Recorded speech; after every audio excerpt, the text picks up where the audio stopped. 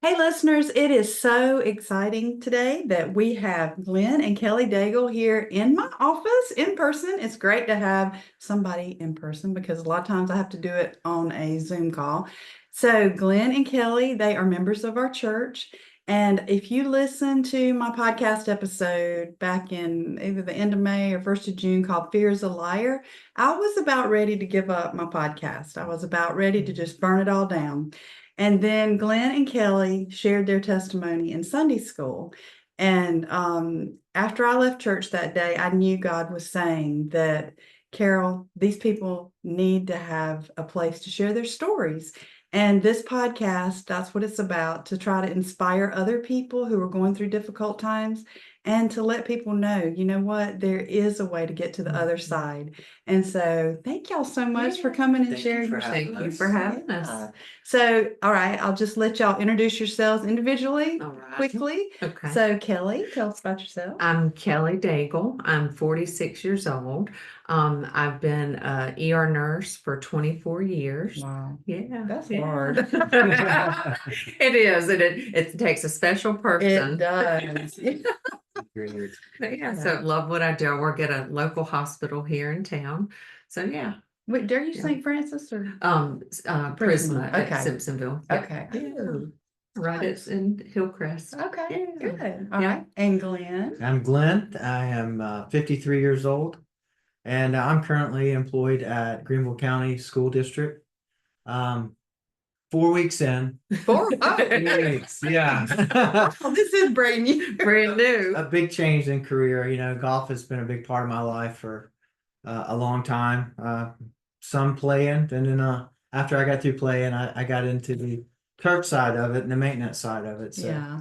But it was time to move on from that, and very happy where I'm at with Greenville County. Well, that's good. That's great. And y'all been married for 15 years. okay. Yeah. 15 We had a years. discussion Yeah, like we did with yeah. Anthony and Mary for the podcast. We have determined and nailed it down. 15 years.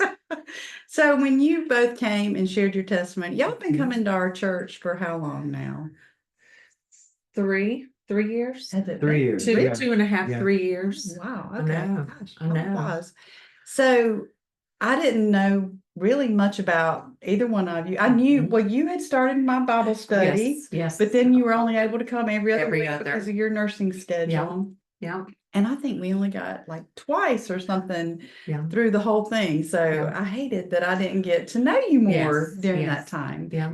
But I guess, Kelly, we're going to start with your story. Yes. Just tell us about the type of home you were raised in, and you've had some difficulties in your life, some things that you've had to walk through. And so I'm just going to let you start and We run share. with it. All right. So I was born in Charlotte, North Carolina, and have a mom and dad that have been married for, I think we're talking about 54 years. Wonderful marriage. Mom and dad, or mom stayed home as a housewife. She took care of the kids, which was a huge blessing. But sorry, got to get my train of thought here. So I was born in Charlotte, went to church at a church in Charlotte. And I remember this vividly, always being involved in a church there. Wednesday nights we would go, Sunday morning, very involved in that. I do remember my father being involved too. He worked a lot. He provided, so not all the times could he go with us Wednesday nights and stuff like that. But always remember that portion being raised in church. We moved from Charlotte when I was in 2nd grade, moved to Greenville, and it was almost like when we moved here, of course, we didn't have a church home, and took us quite a while to find a church home. So I think just it being a critical kind of point in your life, I didn't have a youth group. groups like that I could be And involved how old with. were you again? I was in third grade. Okay, Third third grade, yeah, grade, okay. yeah. Just that influence of being around, young kids that I guess a better influence on me and stuff. So, so when we moved to Greenville, there we lived in a neighborhood and there was a family in the neighborhood, Kevin and Becky Reed. They probably after a year after we moved here, I met them, would be at their house all the time. One, because she cooked wonderfully and I always ate That's a dinner good with reason, them. yeah. And then second, there was just something different about their family. Mm, Not to say that my family was not good or anything like Right, that. And I right. did forget I do have a sister yeah. that's Don't 5 years forget. older than me. But their family was just, there was something different. Every time you walked in their house, whether it was in the kitchen or in their bedroom, there was always an open Bible. You know, eating dinner with them. They would always, a lot of times, take me to church on Sunday mornings. So I remember sitting on the front porch of their house, and me and Melanie, who was my friend, and Becky were sitting on the front porch. And as I remember, I was asking them questions, and I remember just asking them, there's something different about your family. Mm. And at that At time, that age. yeah, that was in That's fourth crazy. grade. Fourth grade. Wow. I knew there was something different. And so, and she explained to me at that time what it was. It was Jesus. And told me I'm sure kid terms, the plan of salvation, and they prayed with me right there. I accepted Wow. Jesus in my heart right then. And so that was how I got saved. Yeah. The Reeds, they probably lived in the neighborhood for about another year and a half. I would go to church with them on Sundays, spend the night on Saturday, go to church on Sundays. And then they actually moved out of the neighborhood. So, and I can't remember how their new house was, like 15-20 minutes away or so. So we kind of disconnected a little bit. So then I wasn't, going to church and things like that. So, we did at one point, our family got involved at Brookwood Church when it was across from the high school and the gym. Great church, loved that church. But I guess going there, they at that time never had like the youth group and stuff like that. So I never was involved in anything like that. Yeah. And that was even like through high school. I was never involved in any kind of youth group. I really think that did probably me not being involved in a youth group and being consistent going to church and stuff. I think that definitely led me down some wrong paths, wrong choices. Right. Probably alcohol was introduced into my life probably when I was in, I would say, ninth grade, maybe eighth or ninth grade. Wow.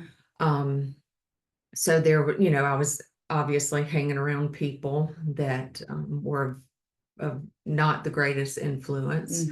Also, marijuana was introduced to me at a young age during high school. So luckily, the Lord was with me and protected me. And then went into college, went to University of South Carolina, went to nursing school there. In and out of my life during that time, I was kind of the 1 foot in, 1 foot out. Whenever there was a problem, I would run to prayer. kind of like that, never just faithful, never faithful. Wasn't your foundation. No, it was not my foundation. So went to University of South Carolina, went to college. At that time, was dating my first husband. Glenn and I are both divorced. Dating my first husband.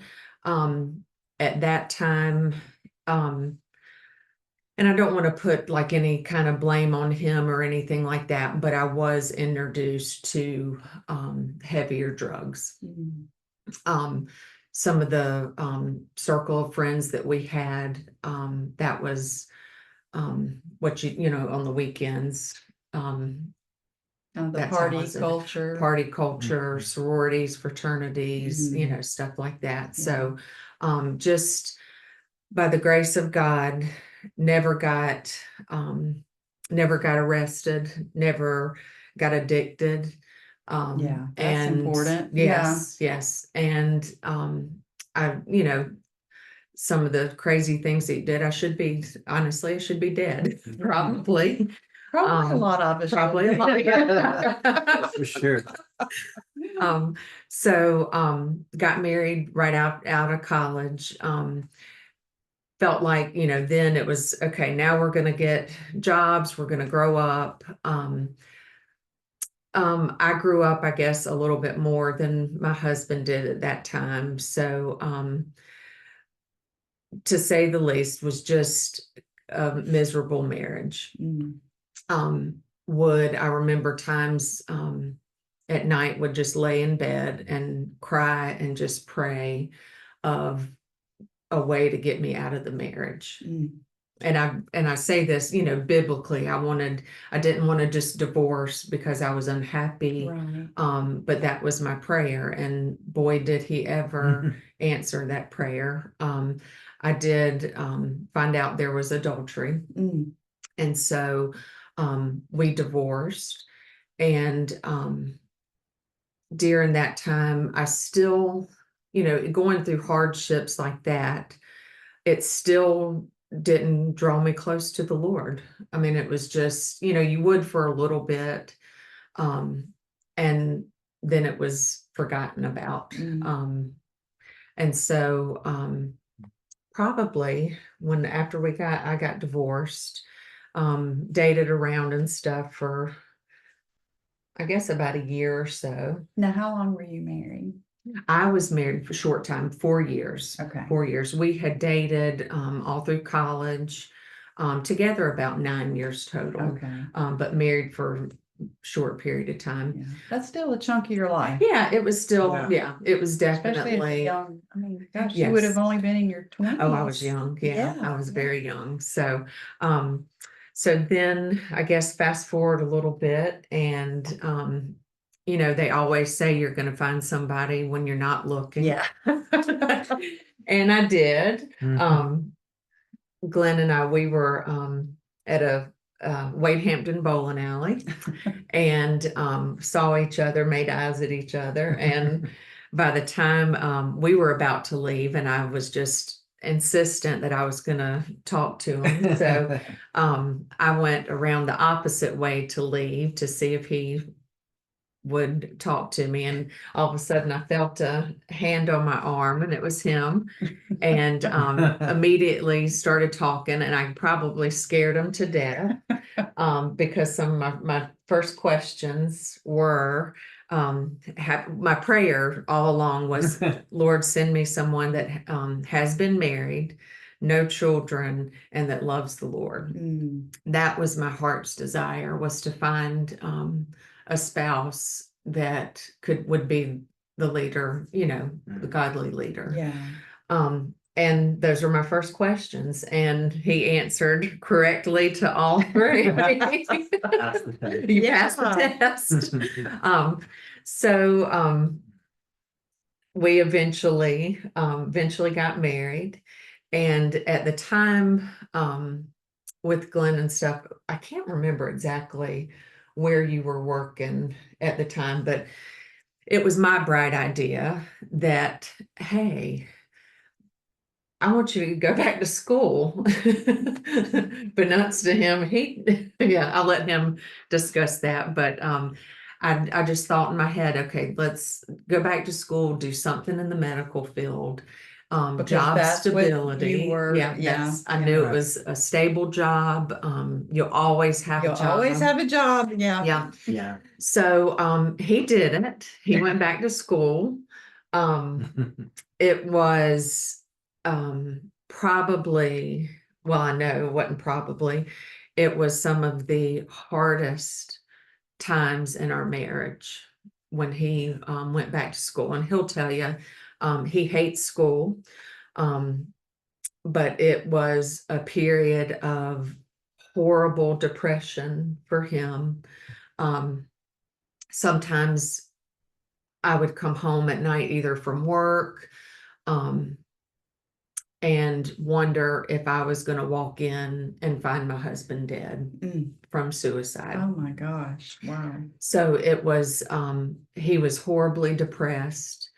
So And let it me ask you was- this, yeah. because as you're saying this, and you said in your first marriage, you grew up and he didn't. Yes, yeah. So yeah. I don't know what his like work life or anything was like, but obviously you felt like you were the one that was probably pulling the load for being Yes, the yeah. adult in this I was situation. always the adult in the situation. My first husband, their family owned a plumbing business here in town and stuff. And so, you just knew that he would go and eventually work for his parents and stuff. But I always, yes, I always was the one that managed the money, that just the responsible one. Right. Yeah. So did Yeah. you feel like that kind of translated that maybe you felt like, hey, I don't want to be the adult the rest of this marriage? Probably. And that Sure. sort of a view. Yeah, probably so. Yeah. Okay. And that it was, and just to have that stability in a job Mhm. and other things too, just to show himself that he could do it. Right. Just to give him that courage and to say, that you can do it. Because So you felt like you couldn't. Right. Mhm. But you believed he could, Oh, but yeah, you thought yeah. he was being hard on Yes, himself, but yes, actually you yeah. were trying to be true Yeah. to yourself, I Yeah. guess. Yeah. He knew he was not good at school, and that's okay. Yeah. Yeah. Not everybody. Not a lot everybody of is. people are. Yeah, not everybody is. So, but he got through I it. mean, He- at the time, I think I was working on a cattle farm for. Yeah, yeah. So that was, he was working on a cattle farm, and it was just, I wanted, and that's a big part of the story. I wanted more for him. Okay. And it was, I had I guess the fingers pointing towards me, what I wanted for him. Yeah. It was not necessarily what he needed. But I So think that happens a lot of times Yes. in Yeah. marriages, you Yeah. know? So I think that's Yeah. important to address. yeah. Yeah. So he did graduate, and he can tell you more about that, but ended up not going into the path. He graduated with the occupational therapy assistant degree and ended up not going that path, and I'll let him go into the details of that. So but a very hard time in our marriage. Probably the most separated we've ever felt, wouldn't you say? Yeah. So did you, when you first got married, did you make this suggestion immediately that he go back to school? Or? Probably after about After about 3 years. Three- 2 years. 2 years. 2 or yeah. 3 years. So you hadn't been married 2 that or 3 long. years. No, Yeah. no. Okay. Yeah. Yeah. How long did you date before you got married? 6, 7, 8. 2 years. Oh, so you dated a good while. Yeah, we dated. Yeah, we for a met in while. 06. We met in April of 06. Yeah, you're so much better at the dates with me. Usually it's the men that don't know. He does. Yeah. And then we were married in September Yeah. 2009. 2009. Okay. Yeah. Yeah. Okay. Yeah. So yeah.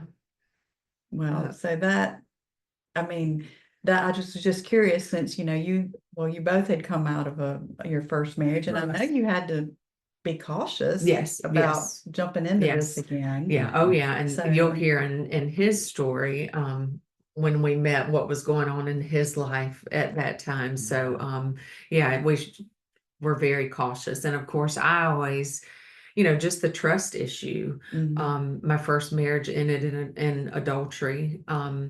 There was a lot of things in that marriage, that was mistrust, as in some debt that I didn't know about. I think that happens a lot. Yeah, yeah. So just all around, Right. very And even I was, distrusting. I mean, we were upfront with each other. I was honest about, Yeah, some of my infidelities, and, yeah, um, yeah, I didn't want to go into this relationship hiding something from her, mhm, at all. Yeah. And so, I'm sure her knowing that she was protected, Oh, but at yeah. the same time, I don't know. Very honest with Well, me. how did that, Yeah. I mean, did that make you second guess? There was something, and I guess this is just the Lord bringing two people together. There was something about him that, even when we were both still rough around the edges, there was just, he's got this pureness of his Mhm. heart. Yeah. And that just drew me to him. There's just Mm. something, very honest and pure. And thank goodness he's never given me a Yeah, reason to not trust him. He's Yeah. always been upfront and honest with me. Mhm. Even if it was, something that was hurtful. Hard to say. Yeah, Yeah. yeah, always been Hard to honest. admit, but Yeah. you live and learn. Mhm. Some of the Yeah. relationship that I was in, it was a lot of secrets, a lot of and I didn't want to go into this No relationship secrets, yeah. So Yeah. I mean, you learned with from that. I that. learned you from did, that. That's you right. did, Yeah, yeah. did. That's really good. Yeah, Yeah. yeah. So after he started went back to golf. And After he so went through after the he whole went through the different school career. and Yeah. stuff, thank Give it a goodness. shot. I know. But he did. I joke with people, I'm like, I have a nursing degree and occupational therapy. That's right. Yeah. I understand that. Yeah. I mean, I gave it a shot. I took the board a couple of times and didn't pass it. And Okay. I ran for a long time on low self-esteem, throughout my life. Oh, yeah. At that period of my life, it was as though it had an all-time low. So, Yeah. but I tried it, and then the depression was so deep. It was just I had talked with a friend of mine in Arizona, and I would tell him how I felt truly in my heart, and he just encouraged me to be honest, just to open up and totally be honest, and I was. And so when you said that, what did confess to me that was something he totally did not want to do. That was not in his heart's desire one bit. And at first it was kind of a gut punch, but then it was like, okay, and just the depression around it that led him into such a deep depression. And to see the weight lifted off of him after confessing to me that that's not at all what he wanted. Yeah. It was a huge weight lifted off of him. It was, I was upset a little bit, but just wanted whatever, what best for him. Yeah. So, Yeah.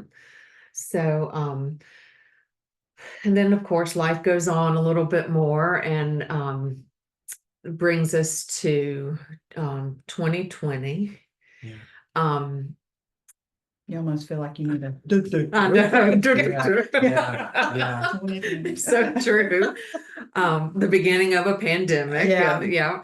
So I was like nurses usually do, they're the worst patients themselves. So I went and got my first ever mammogram. I was 41. I had waited a year late, but went and got my first ever mammogram, and knew the girl there that does the mammography and stuff, since I work at the hospital. And she just told me, she said, Kelly, I'm just gonna let you know, It's your first ever mammogram. Just go ahead and be prepared. They're going to call you back. They don't have, anything to compare it to. You're probably going to call back, but don't worry that, don't be nervous about it. It's very common. So had that done, and couple weeks later, got a call back saying, we needed to do a more focused mammogram. So, bad thing is I waited, but it was all in God's plan. I've waited probably, I think it was 5 months Oh my goodness. but it was in God's plan. I waited about 5 months till I went back because, hearing her say that, I was like, oh, yeah, it's nothing. So, went back, had the, repeat mammogram done. And then they came in the room and said, there's something there, we need to biopsy. So, in the midst of this was in, God, this was in April, right? So this was, the beginning of COVID. They would not let anybody in with you. It had to be Horrible. And if a lot of people close to me, yes, I'm an ER nurse, but when it comes to myself, That's different. I am a wimp. I am a huge wimp. Like, have to lay down, have passed out several times, Goodness. So, call me back for biopsy. Of course, nobody could go with me because you couldn't have anybody come with you at the time. So went in for the biopsy of just the right breast, and did that, got home, and they told me, I think this was, God, I can't remember the timeline. I know it was April 13th. April 13th is when I got the call. I was at home by myself. It was later in the day because he was getting home shortly after, and get a call, and that it is breast cancer, that it is cancer. So, our family, there's no breast cancer history anywhere in our family, really no cancer history in our family. And so literally at that moment, I hung up the phone, and all I could do was just go to my knees. And I knew at this time it was time for me to surrender, totally surrender. I knew I was about to face something by myself because of it being a pandemic, and I was going to have to do this without people with me. And I heard, this is something that I remember, a show on probably a couple years before I got diagnosed. And this was my prayer. I heard it in a show, and it was a man that had lost his wife. And his first prayer was, God, help me do this right. And that was my biggest prayer, was, God, help me do this right to glorify you. The crazy thing, when I got diagnosed, of course I was upset. He got home, and the tears were flowing.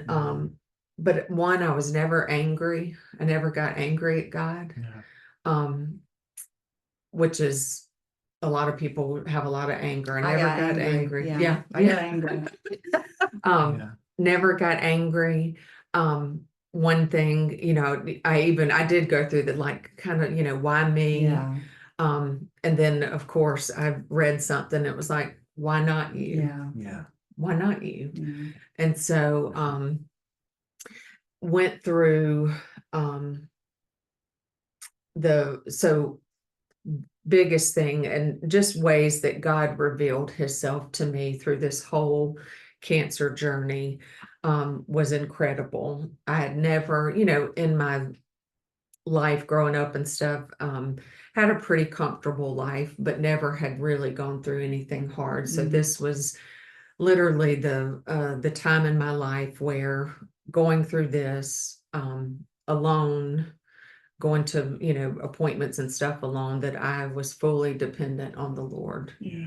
Now, And- how was your relationship with God before your diagnosis?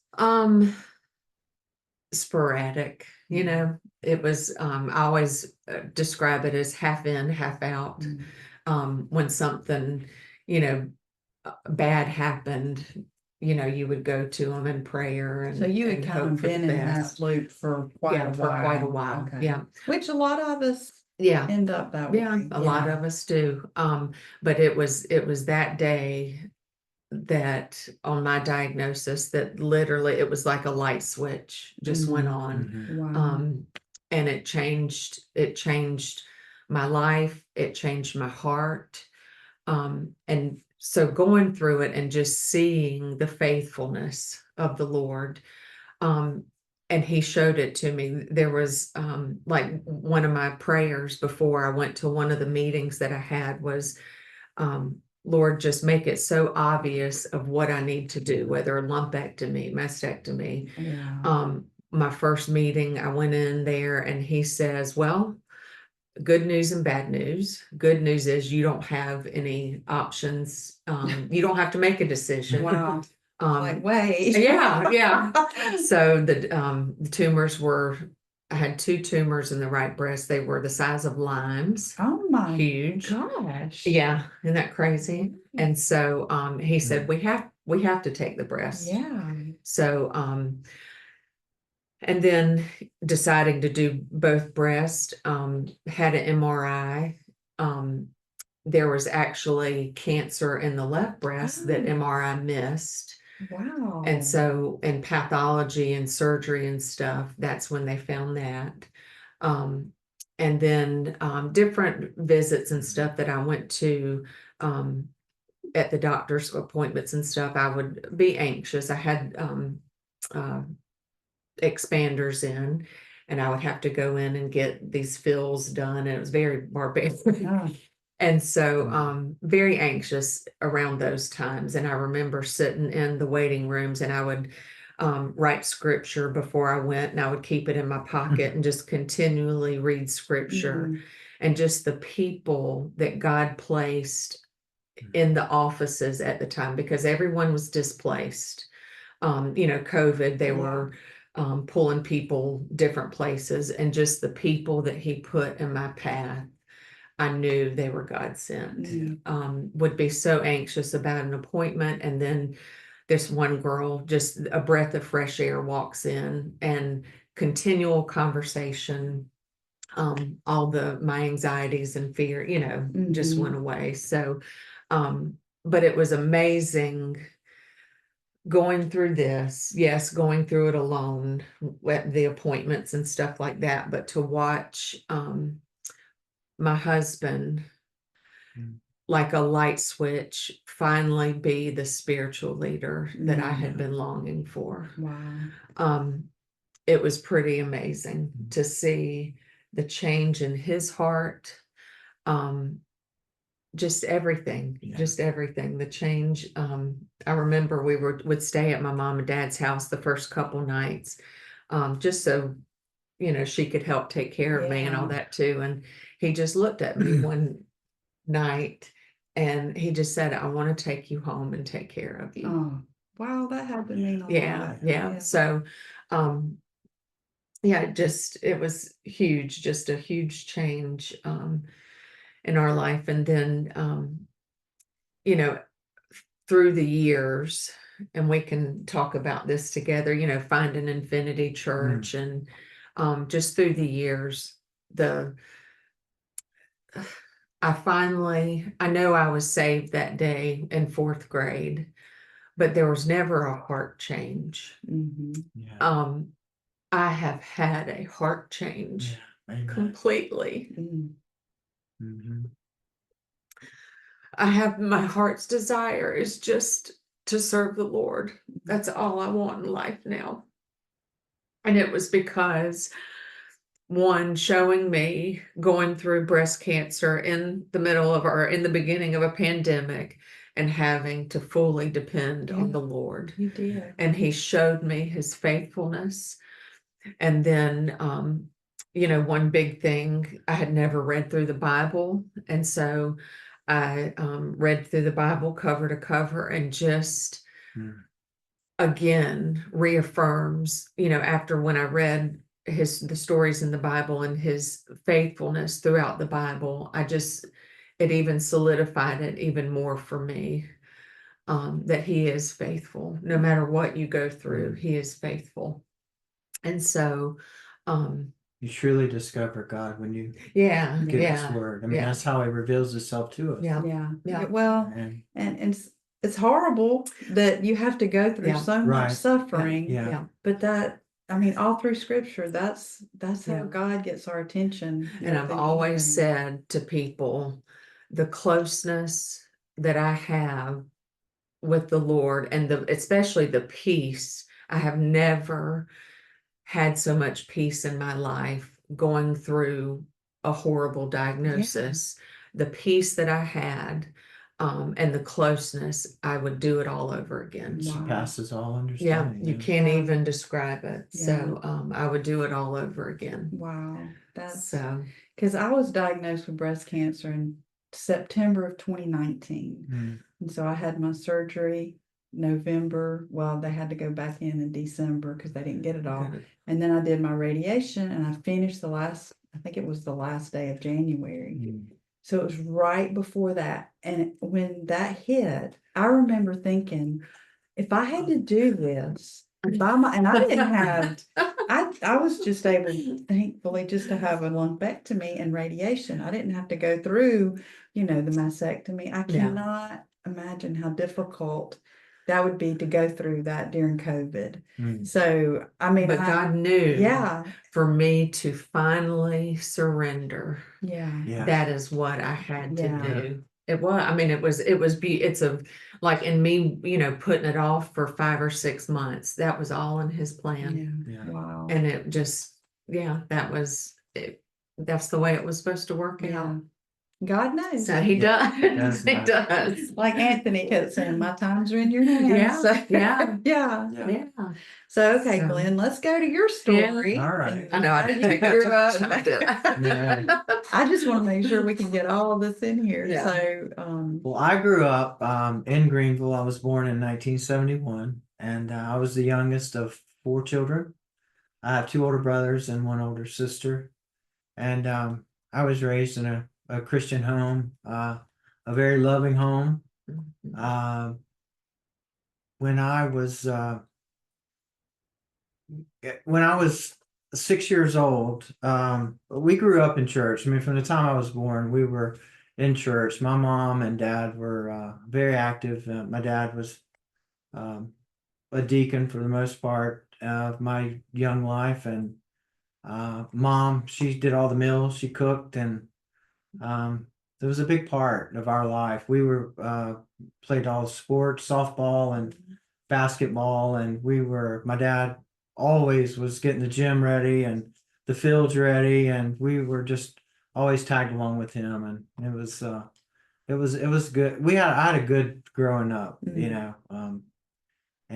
but early on in my life, I guess I was 7 or 8 or so, and I was baptized. I accepted Christ. I went forward, received Christ, and was baptized, and at a very young age. And but I also at a very young age, I started dipping when I was 6. Tobacco. can't talk about that in this I know, family. right? My brothers dip. My dad chewed tobacco. Listen, But, my husband, my son. yeah, they all, yeah.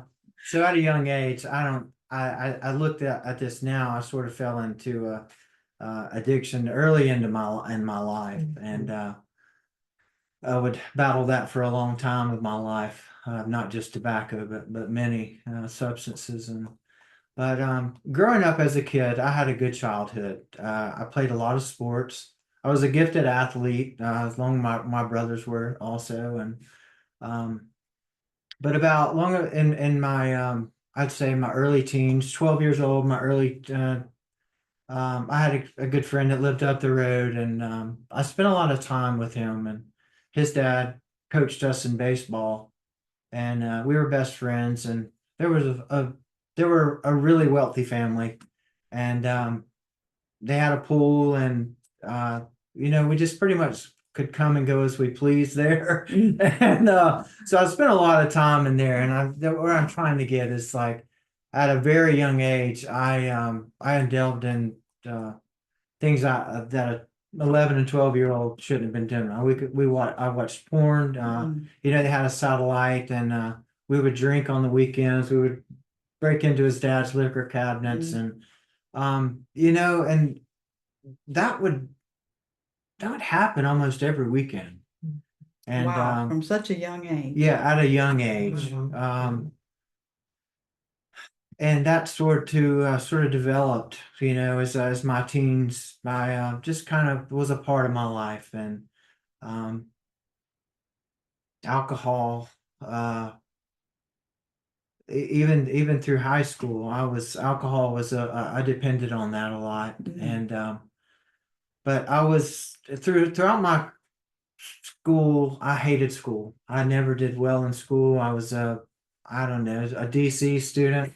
I would rather be in the woods hunting, or playing sports or something. I never applied myself. I even always thought I had a learning disability for some reason, maybe because I didn't apply myself, but I don't know. But I put my parents through a lot through my school years. But I said I was a gifted athlete. It was unfortunate because I didn't maintain good enough grades to play sports in high school. So I would make the team, and then I wouldn't make the grades, so I wouldn't be able to play. And Wow. that was very discouraging to me. And but I ended up graduating high school. I graduated in summer school, and I had no plans to go to college. I did start playing golf in high school, and I never got to play a full year. But golf was something that I knew in my heart that I was pretty good at, and it's not something that I wanted to pursue as a career. But after I graduated high school, I started working for a guy and painting in and odd jobs. I did some landscaping and in and odd jobs. But I'd say when I was 21, I went back to college. I don't know. I don't know what I was playing golf, and I just decided to try out for North Greenville, and I ended up getting a full scholarship. Oh, wow. Just out of the blue. It was amazing. North Greenville, yeah. And so I went for a semester and played golf for a semester, and flunked out of that. And I was the golf was becoming. I was beginning to be obsessed with it. And about that time, the Cliffs of Glassy was being built, and when it opened, I applied for a job up there, and I got a job working for in the pro shop and in the carts. And I worked for a guy named Mike Lawrence. He was a really well-known professional. And he got into a couple of PGA Tour events, and I was able to caddy for him. And when I got inside the rope, I've never been to a PGA Tour event or anything like that. But when I got inside the ropes, I was like, man, this is something I really would like to, pursue. And so I went back. I continued working at the Cliffs and worked on my golf game. And I felt like I got good enough to try to take it on, pursue it, and turn professional. And I did. I had some men come together and sponsor me, give me some backing, and I went out and played some events. I think I played for 2 summers, and I had some success, not much, but and during this whole time, I'm not in church.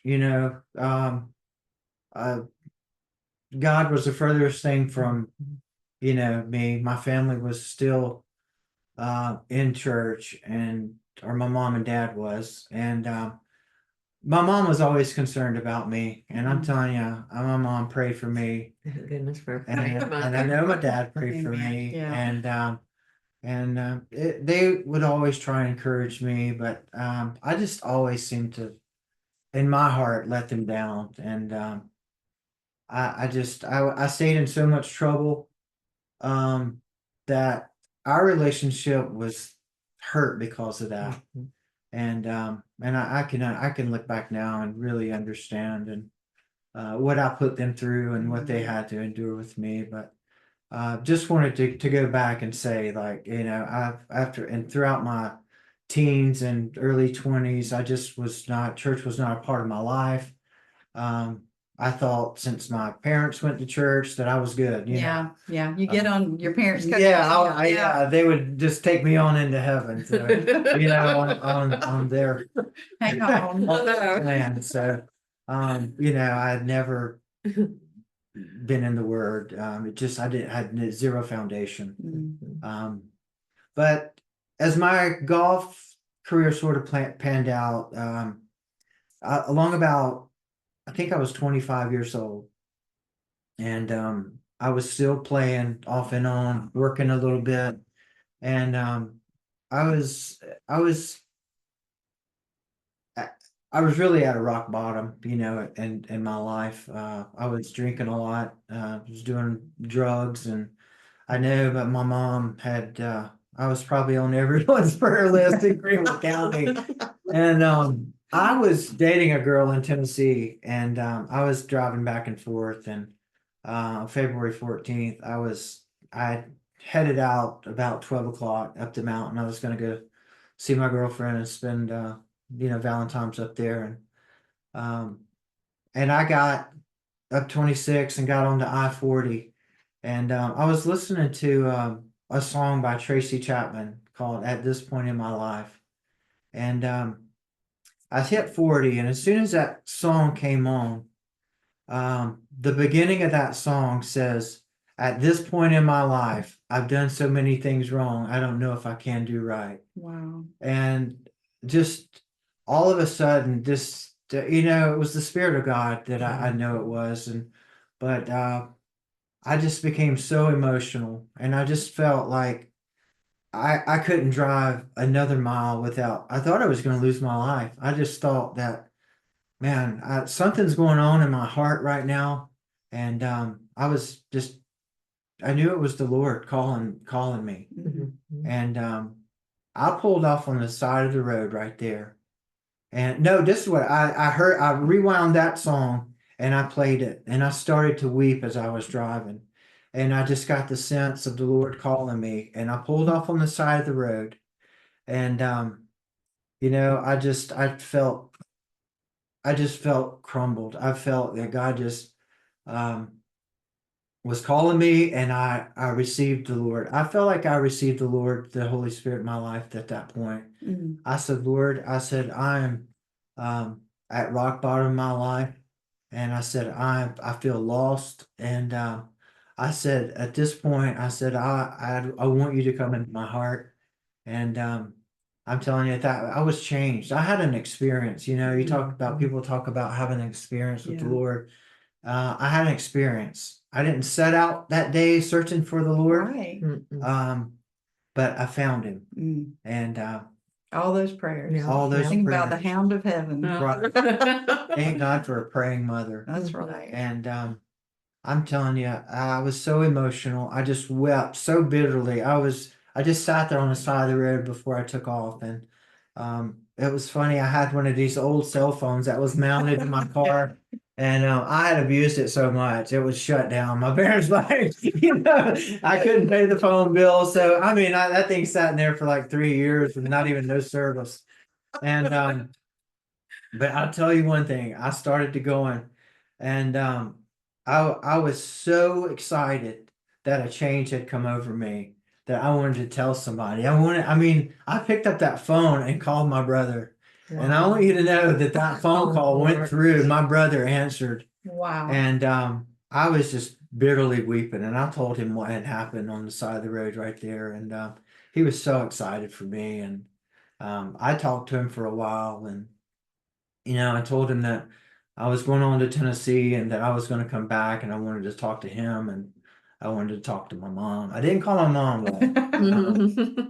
so I went on to Tennessee, and I spent the night, and but I'm telling you, it was a instant change. I could tell because, um, and on that road up there through the mountains, it's just like everywhere I would look, I would just see God. It's just His beauty, His creation, His glory. Everywhere I looked, and I was still I was flooded with joy. When I left my house, I was so broken, and by the end of that trip, I had found Jesus, and and even my girlfriend, she's like, "What is going on with you?"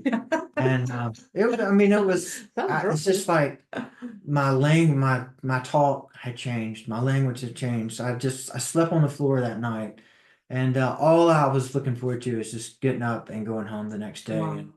and telling my mom and dad what had happened, and going to see my pastor or their pastor. And Yeah. so I did. I woke up, I went home and shared that with my parents, and they were so excited. My mom was just overjoyed. I'm sure. And sure enough, I went and talked to my pastor, told him what happened, and I said, I want to make this public. I want to go forward, even though I'd been baptized and when I was young.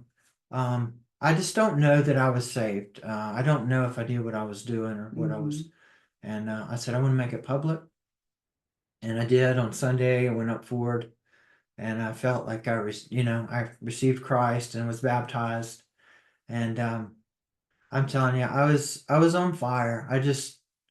I've gotten the word, and it wasn't. I didn't meet a stranger that I didn't tell about Jesus. I wanted everyone to know what had happened to me. Wow. And the power of who He is.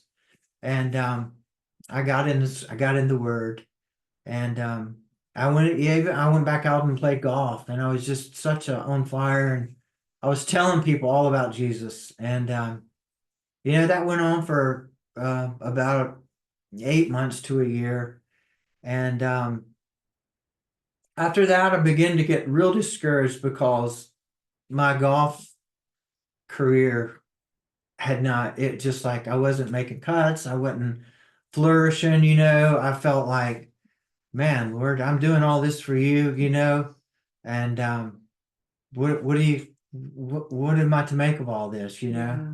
and so that's when I started to get really discouraged, and I started getting angry with God, and that's a hard place to be, because I don't know. It's just like as time went on, my relationship just got distant. I got more distance from the Word, from God. And, a year later, I feel like I'm right back where I was. I turned back to alcohol. I just couldn't believe it. I just couldn't believe it. And just in another downward spiral. And but then it was just such a dark place to be, because I knew the goodness of God. I knew how I tasted that Yeah. goodness, and I had gotten away from it. I'd gotten back in with a bad crowd, and I ended up losing sponsors. I wasn't able to play, and I sort of went back and forth, in my relationship. And So let me ask you, when you found Christ and feel like that's when you were baptized, I mean, when you had a real relationship with Him and were baptized and everything, right. and so you started, excuse me, you got back into church. Like, were you faithfully going to church? I was Did faithfully you, going to church. and you were surrounded by people who, like, did your friends change? Did any of that I change? changed all my friends. Yeah, even the friends that I had, I just I didn't hang around them anymore. I was a changed person. I was, and Do you feel like, I mean, and I think when I got away from because I went back out and played golf, and I got around a crowd away that was non-believers, Yeah. got away from church. And I just started to just fall back into those old That's what I'm habits. wondering, like those- if you, because I think when you're so brand new and so Yeah. excited, Yes. that if you don't have that strong support system, it has to be there. That's and You right. start nosediving. Yeah. Yeah, So they can say, listen, things aren't always, going to be perfect. Yes. that's true. And Yeah. then to have to go back into that situation with the people who weren't believers. That's right. And I can just see how that's not what you needed right Yeah. then. Right, Yeah. exactly. And just that being angry at God because you weren't flourishing Yeah. in your golf. Yeah. That was your Yeah, dream. that was my dream. Yeah. And I just knew that after I'd gotten saved, and the It was gonna sky's work the for you. limit. It was gonna I was gonna Yeah, like I was you gonna be Yeah. a Yeah. top PGA Tour player, and I was Yeah. gonna tell everybody about Jesus. Yeah, he's You gonna know, give me this he was gonna give me that platform, and I Yeah. was gonna change the world. Yeah. And it didn't work out like I wanted it to. Yeah, yeah. And that's when I became angry and just fell back into old habits, old desires, and I got in that rut again. And then along about 2000, in '96, this is when that happened. I was saved, and then for the next 4 years, I was back and forth. And then in 1999, I'd met a girl, and soon married her. And that marriage was we both drank a lot. We were in and out of church, but it was a toxic relationship. Mostly on my part. I was unfaithful. I had a lot of secrets. I did a lot of things behind her back. I was so ashamed, knowing where I once was in my life and to where I was now. I lived with not a lot of confidence in my life.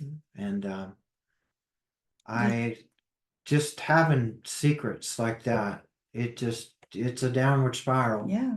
And I'm sure you felt a lot of shame. I felt a too. lot of shame. Yeah, I did. I Yeah. truly did. And she was good, we wasn't good for each other. Mm. And I was at such a bottom, abusing alcohol and drugs, and just one day she told me to get out, and I was almost waiting for that, looking for that. Mm. And when she did, I left. And my grandparents were deceased. They had deceased, and they had a house above my mom and dad's. And my mom and dad and her sisters and brother allowed me to stay in that house. And so I lived there for a while. And Were you working or? one day, my brother and I had a painting business, Daigle Brothers painting business. Okay. And not long after my wife and I had separated, we had run that business for about a year, I think. And he had gotten an offer for a job for Greenville County Rec, so he had to get out of his part of it. And I wasn't responsible enough to keep it going. It's a shame, but and so just one day I went out. I had gotten the leaves up with my dad all day. My dad and I worked in the yard, got leaves up, and I was drinking throughout the day. And that night I ran out, and I was going to get some more beer, and I ran a stop sign on my way to the store, and I passed a cop, and they immediately put the blue lights on, and I took off. I tried to lose him, and I went up over the mountain. I actually did lose him. Mm. And but at that same time, that brokenness just came back. Just an overwhelming feeling came across me. I knew I was running, and I was ready to stop. Mm. I was ready to surrender again. Wow. And I sure enough, I pulled off the side of the road, and I just started weeping. And I just laid my arms out the window and sat there. And all of a sudden, I seen blue lights coming up, and he got out. And I was halfway out of the truck, and I just told him, I said, I'm guilty. I said, I'm sorry for running. And so he took out. They were very kind to me, considering what I was doing at the time, and took me to jail. I was arrested for a DUI, and when I got out of jail, when I was able to get out, no one would come and get me. I had burned so many bridges. Wow. Everyone was done with me, and Tough love. Yeah. Tough so love. yeah, Yeah. yeah. My ex-wife, she decided to come and get me. She said, "But you're not staying here." She said, "I'll come and get you, and I'll take you somewhere, but you're not coming back here." And I made a decision to go to rehab, and I spent 31 days in the rehab, and I never drank a drop again. Wow. I came out of there. I went in there wanting to change, wanting to get help, and that was a hard time for me. I went through some pretty heavy withdrawals, but I overcome that, and I came out of there. And when I got out, that's when my people, places, and things changed again. And so I started bowling with a friend of mine on different. Monday night. Yeah. And so that's where I met Kelly, Yeah. on a Monday night at Wade Hampton Bowling Alley. And that's where we met. Yeah.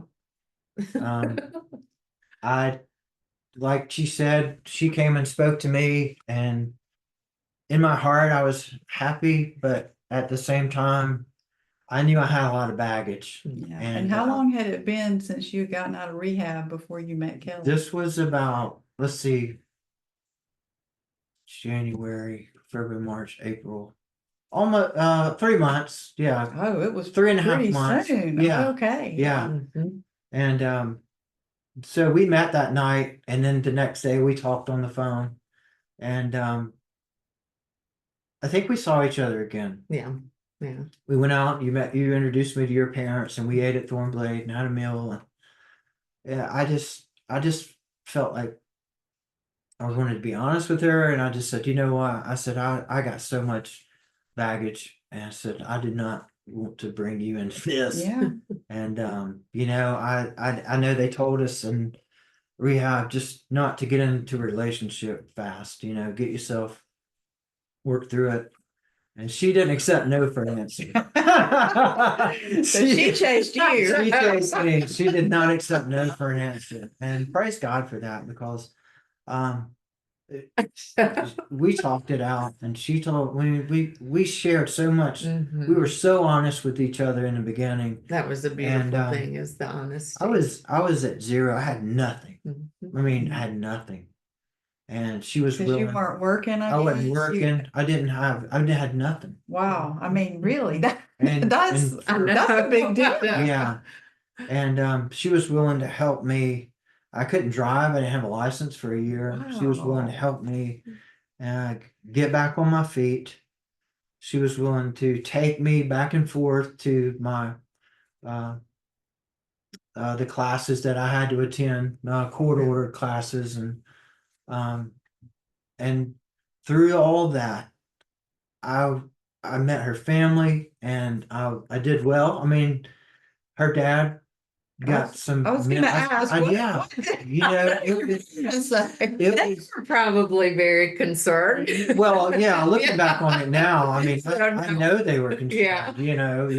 I know your mom was very skeptical in the beginning. She couldn't hide that. I don't think she liked me very well in the beginning, but I don't think she would say that now. Yeah. No, But- now that, yeah. Oh, now, oh, yeah. wonderful But relationship.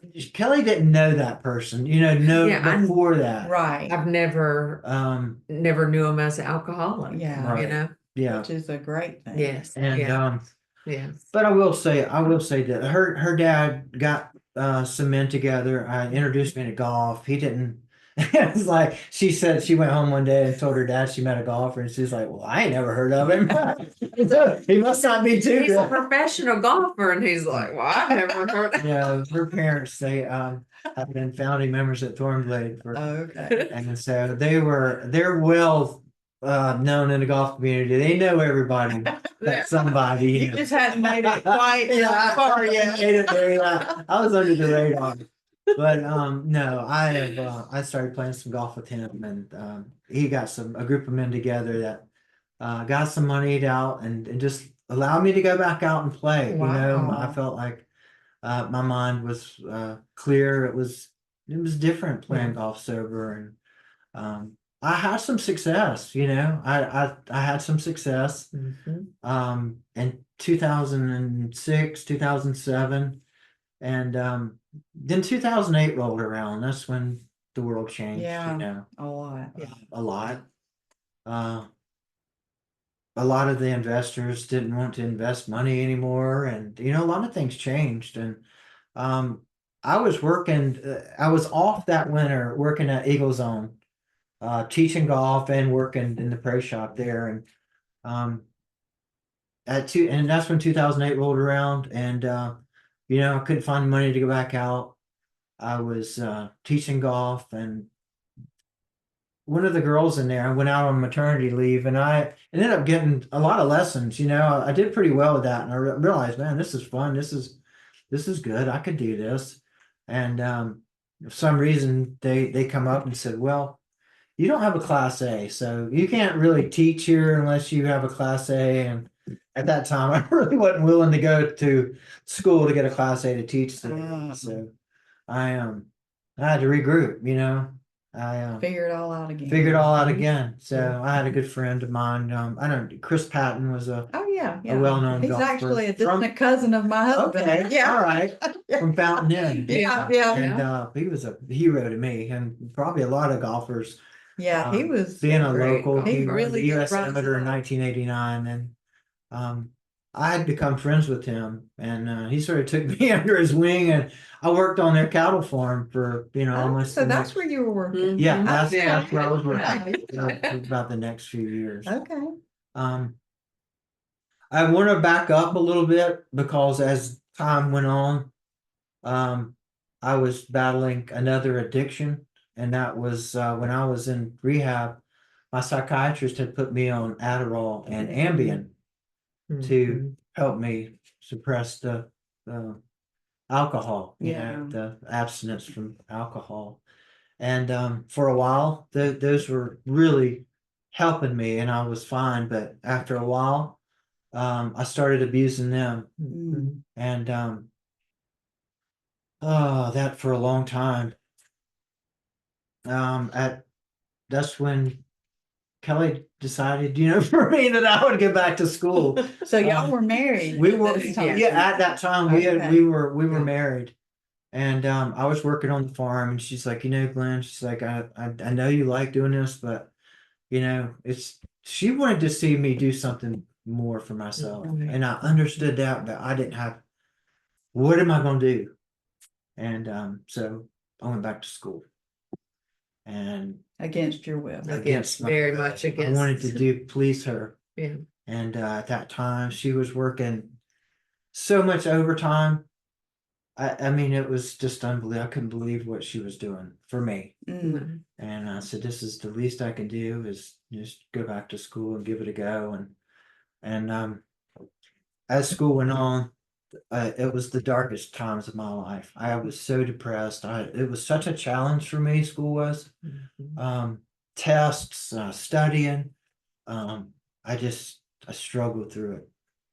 And I became more and more addicted to these two drugs, you know, not the painkillers, but the Adderall and Ambien. Well, I would take all my medicine up within a 2-week period. And here I am, it's a controlled substance. So here I am having to wait 2 and 3 weeks out to get them refilled. And through that time, it was pure hell, you know, for her, for me. And like she said, that was probably the hardest times for us. And then you know, at that time I started smoking marijuana to get through those 3 weeks, and then that became, it was just Oh, my one thing goodness. after another. And Well, the depression, I mean, it helped, the marijuana helped with your depression. yeah, I was just And it was self-medicating. like, you know what? Sure. Whatever he needs to do to get through this, and I just, Yeah, just kind it of, wasn't the ideal thing, but that's No. what we battled. yeah, Mm. yeah.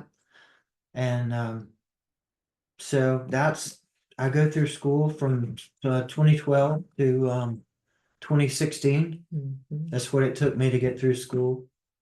And 2016 rolled around, and I'd taken the board a couple of times. Very discouraged again. We were in and out of church, Yeah, not yeah. much, but in 2016, I went to a Brookwood, a men's retreat at Brookwood, and I found a book there John L. by John Eldridge. It was called A Heart, Wild at Heart. Yeah. Wild at Heart. Yeah. Yeah. That sounds perfect for you. Mhm. Yeah. Wild at Heart. It was laying on the table, and I picked it up and I took it home. And when I started reading that book, I didn't set it down. The Lord really spoke to me through that book, and I began to pray again. Mhm. And in the end of that book, there's a prayer of repentance, and I really meant that prayer, and I just surrendered my life, surrendered again. Yeah. And To keep doing that's it. right, yeah. And it was sure a whirlwind, and I just pretty much was doing pretty good, and I just got the courage to tell Kelly what was going on in my heart, Mhm. and I was like, I don't want to try to go to another bar exam. I don't want to do this. I had done 18 weeks of clinicals, and that was tough. Hated every minute. That'd be hard enough when you want to do Yeah, it, but when right. you don't want to do it. Yeah. It was Granted, I bad. spent those 18 weeks in a nursing home, and I know that, I was probably a light to a lot of people in there Mhm. because I wasn't all bad. I mean, it's just, I had a good heart. Yeah. I've always had a good heart throughout Yeah. my life, and Mhm. well, we don't have good hearts. But I don't know. I brought You were well intentioned. yeah, Yeah. and but I did. I got the courage up to be honest with her, and like she was understanding after the initial shock of it. And at that time, I had another friend that had just got off the PGA Tour and was opening up. He went in partnership with at Jazz Golf Course. Oh The yeah. old Heejaz, Yeah. And I said, Tommy Beershank, and I said, man, I'm at a point in my life. I've been depressed, and I'm not going back to school I'm not going back to the bar to try to do occupational therapy.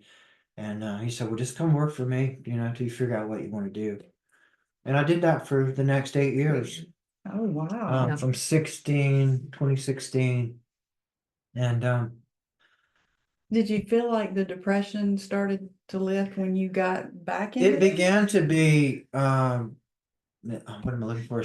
Not seasonal, but situational. Situational, Okay. yeah. I sort of Highs and lows. highs and lows. Yeah. Yeah.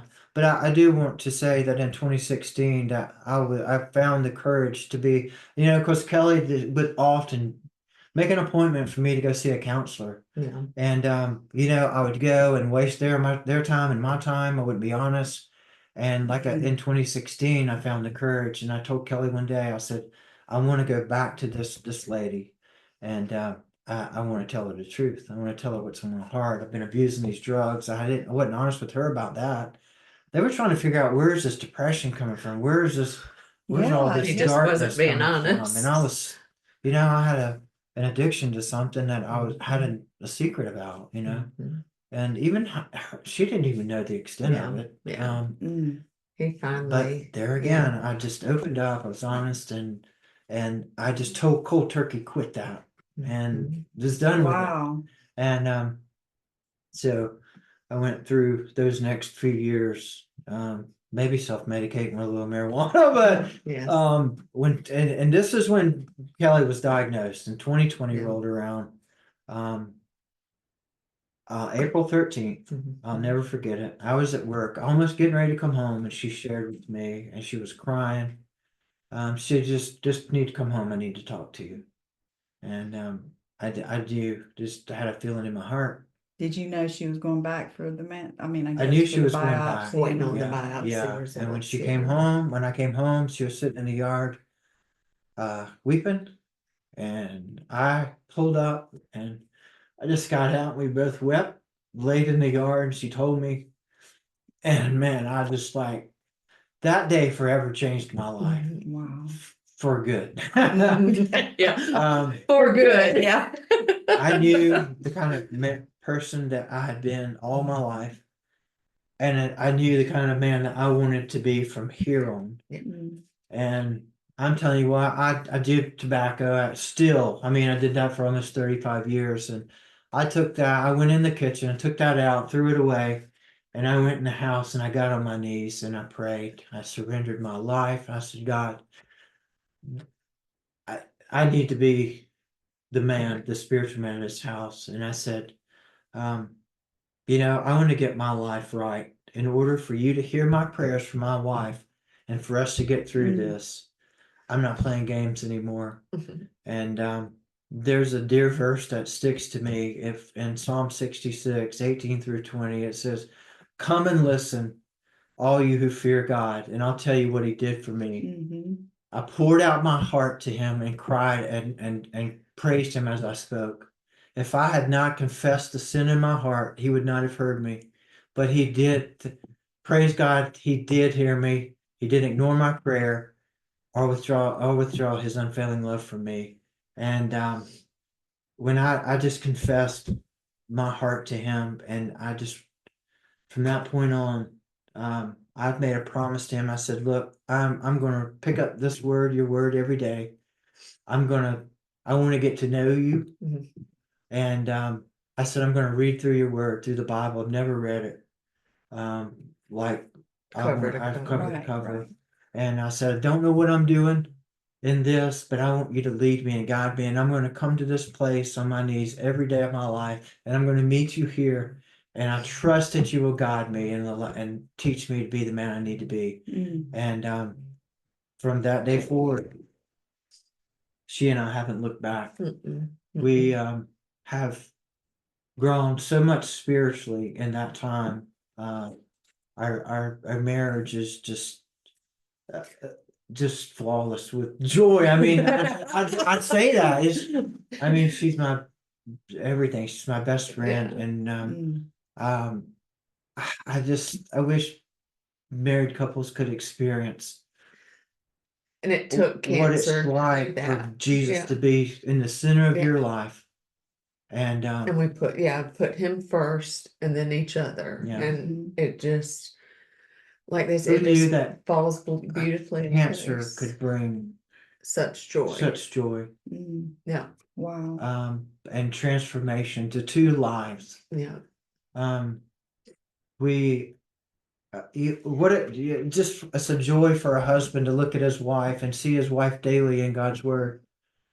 I'll never get tired of seeing you praying or seeing you in God's word in studies. Just it's so life changing. It's transformation. God's word, and that's what it is. It's His word. With his word. Mhm. Yeah. Yeah. And for me to see him and just to, I have, trust in him like I trust him, but now I know every decision that we make, I know he's taken it to the Lord. Yeah, And I'm, yeah. I have, The you trust. are the Trust. godly man that I Yeah. have always wanted. Yeah. Mm. Yeah. I've been sober since 2020. I mean, it's been life changing. I can't believe that I don't suffer from depression and I don't suffer anything. Praise God by the grace of God. His grace and mercy is new Joy. each day, and I know what joy is, true joy, Mm, and it's all Him. It's nothing that I've done. It's what He can do to your heart. yeah. Yeah, But you have to seek Him. Yeah. You have to do it. You have to seek Him. He's always there, Right. and it's a daily task. yeah, It's hard being a Christian. It's hard being faithful, but it is so rewarding because the joy and the peace. and the peace, you can't explain it. Mhm. And I'm telling you, we're looking for a home. We knew that we wanted to find a smaller church to be Yeah. involved, Yeah. and Yeah, how did you find Infinity? well, Kelly had a friend that was visiting there, and Crystal and Jacob, Mhm. and told us about it, and we came. And I knew, like her and I, very similar beliefs. Yeah. So I knew that they had sought out, put some time into Yeah. seeking out a church and stuff. So they Yeah. kind of did the legwork for Yeah, they did us. the legwork for us. And it's funny because the first day was Infinity 101. Ah, So we went to. So we went to that the very first thing. That's like for new members, so that you Right. know what the church is about, Yeah. like Yeah. what, For new how things work. Day one, we went to that. Well, that But was from day I one, know. Infinity, we felt like family from the very beginning. yeah. Dan, Perry, and Philip, and just made us feel so welcome. Yeah. And we had dinner at Philip's house the second week that we knew them, and Dan and Wanda were so Just everybody's just welcoming, reaching out yeah. to us, And, welcoming. Yeah. And now, I mean, we've been there going on 3 years, and it's just amazing. But we've gotten so plugged in, and Yeah. we are like family. That Infinity is just, we've seen it grow, and we're so excited for where it's going. Oh, yeah. Yeah. And but to have a pastor like Philip who preaches the word Yeah. exponentially, to be able to that's what we wanted, to go to a Bible church that just went through the word verse by verse, Yeah. and that was it. Yeah. Yeah. And we found a home in that. We started in the couples class. I mean, in Travis's class, Yeah. Then we felt like old fogies in Like, there. The middle. know. We just have two Sunday school classes at our church. We have the young people and the older people. And it's like, oh, where Where did we fit? Yeah. But in the beginning, the men had met on Wednesdays and had a Bible study, as Yeah. well as the women. Right. And then this past year, we all split up and started disciple groups, and Yeah. that has just been transformational for Yeah. us, because we're with Joe and Shane, Okay. Sherry and Hank, and Rich and Christelle, and now Brian and Brenda. They're new members there now. Okay. And we've been together for a year, Yeah. and meeting at Rich and Christelle's house and Joe Yeah. and Shane's house, and that's been transformational. Yeah. We've been Yeah. Just getting awesome. plugged in. We never, we would off and on go to Brookwood and love that church, but it was just so big. It's so big. Yeah. Big church. Yeah. And we just we felt lost. And so now I just love walking into a church, and I mean, like literally I know everybody now. I know. Yeah. It's so Well, nice. there's now there's so many Now there's more, people yeah, coming more in. I'm like, people. wait, I don't know a lot of people. I here. know. Yeah. Which is fantastic. Fantastic, yeah. It really is. But just to feel plugged in, I've never felt in my life excited to go to church. Yeah. And like, if we're not there, I miss it. Mm. Our discipleship group, just the rawness of it, the way we share with one another our burdens, just it's been wonderful. That's really important, to get plugged in. Yes. Because I think Yeah. it's so easy to kind of be on the fringe. Yeah. And not really, and that way, if you're not there, people really don't Yeah. notice Yeah. if you're not Yeah. there. Yeah. and you don't really feel like you belong either. I feel Right, like right. at Infinity, it being smaller, there's the accountability. Oh, Like yeah. people know when you're not there. That's right. Yeah. We missed I you. know, I know. That's right. Yeah. Yeah. I would have to say the accountability is. Yeah. And not to say that like, pointing a finger, it's Yes, like, no, really, we want you missed to, yeah, we you. missed Yeah. you. We Yeah. want you there. So, Yeah. because I miss seeing you when you. I know, come to I work know, every I know. Sunday. That's right. But Glenn is faithful. He Yes, keeps Glen is Mexico. which is great. That's good. In through that, I teach the second and third grades now. Oh, Once a Sunday, and wow. so that Yeah, it's been so nice to yeah. be a part of Infinity and to be able to get plugged in and play a role and Yeah. I'm gonna start helping in the nursery. Oh, well, So, good. yeah. Bless your heart. I know. That would be my baby fix Yeah. for a little. Yeah, we need your help. There's so many kids coming. I know. So, yeah. So as we kind of wrap up, one thing that, one of the reasons that I wanted to interview you for the podcast was because this podcast is Building Strong Homes, Mhm. Blueprints to Strengthen Your Faith and Yes. Family. Mm. And so many times, I think maybe a husband or a wife looks at their situation and says, you know what? I'm just going to walk away. Yeah. Oh, I'm just yeah. going to burn it all down Yeah. and I'm going to start over Yeah. somewhere else. Yeah. But y'all didn't do that. No. And I know, God intervened with that He did. cancer. Yeah, he did. But some people would give in and give up Yeah. with the cancer Yeah. and just live their life in despair. Yeah. Even though look at how you're thriving Yes. now. Oh, yeah. Right. So, Right. so good. And one thing on when I got diagnosed, you go on Facebook pages, Mhm. newly diagnosed cancer, and so many women, especially after having surgery and losing their breast, so many women said, my husband wants a divorce now, Oh or my gosh. husband, looks at Mhm. me. I feel like he's looking at me with disgust. And that is, Mhm. it's crazy to say, but physically, I feel even more wanted and valued. I mean, it's Wow. just, he That never, is- yeah. So that says a lot, especially for a man. It really, I mean, it Yeah, really yeah, does. he So- never has made me feel not, Yeah. so thank you My for that. prayer. So it's just I'm gonna love you with the love of Christ. Yeah. Yeah. And Yeah. that's my prayer. Yeah, And I know you're just Yeah. so grateful that she's on the other side of this. Yeah, and doing doing great. so Yeah. well. doing great. She's such a light for others. for Yeah, others. Yeah. really, both of you Yeah. are really. I a pray light. that's my job and stuff, being a Yeah. nurse. That's kind of like a mission field for me. Yeah. So I hope that think it's a God great mission continue- field. Yeah, especially in ER. Yeah. Oh my gosh.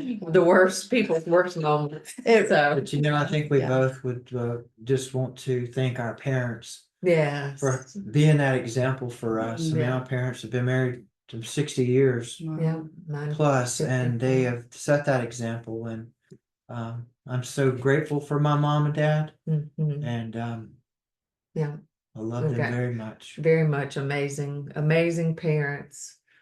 Yeah, My siblings, Yeah. we're still a close knit yeah, family, and God is so good. that's good. And God's fam- blessed us. That's the thing. Yeah. Family is so Is everything. it's so important. It You is. need each other. It's Yeah. everything. Yeah. You really I like need that. each other. If you want to change the world, go home and love your family. Well, yeah. Yeah, that is so true. Well, that was Mother Teresa. Yeah. And I found out because I had used that in my podcast for a long time before I found out exactly where that came from. Mhm. There was a man who had a strong family. I don't know where he was from. I don't know if it was the United States or Europe, but anyway, he decided he wanted to go and make a difference with Mother Teresa and be in, that environment and help people. And she found out that he had a strong family at home. And she said, if you want to make a difference, go home and love your And love your family. family. Oh, that's. And I didn't know that Yeah. when I used that in my intro. So I'm glad you pointed that I out. know. That's a really good It's thing. so true. It's truth. Yeah. Yeah. So I want your story to give others hope. If you're a 20-something-year-old Yeah. divorced woman out there, or man, I don't know how old you were when you were divorced, but maybe early 30s. Yeah, maybe. early 30s, Yeah. late 30s, yeah. Yeah, and you just think that, this is it. I've ruined my life. Yeah. There's nothing better on Yeah. the other side for me. Mm. Don't give up hope, No. Mm-mm. because No. God's always got something Mhm. better. Yeah, And He has a plan and a purpose he does. for every single thing we Yeah. go through, and He can use Yeah. every bit of Yeah. it. You can come as you are. That's You come as you exactly are. right. You don't Thank have to clean goodness. up anything, or he wants you as you are. Yeah. Yeah. And that's grace. Yeah, Yeah. Yeah. that is great. Grace. That's exactly. He'll work right. on you. He'll transform you if you seek him. Yeah, you're And right. that's what, if I could tell somebody, it would just be to just Seek turn to him Yeah. and Seek him seek the Lord daily. daily. Mhm. I think that's great, and that's a good word to end on. I know Yeah. we went a lot longer than normal with the podcast, but I knew that both of you had really good stories, and I didn't Oh, want thank to you. Mm. go over, gloss over any of it. I Yeah. wanted to be able to tell it Yeah. in enough detail that Yeah. people would understand, and they would get to know you a little bit, Yeah. and hopefully see themselves, if they're struggling, Yeah. that they can have hope. So thank you both for being Yeah, on. thank you. you. Thank you so The much. opportunity. Yeah.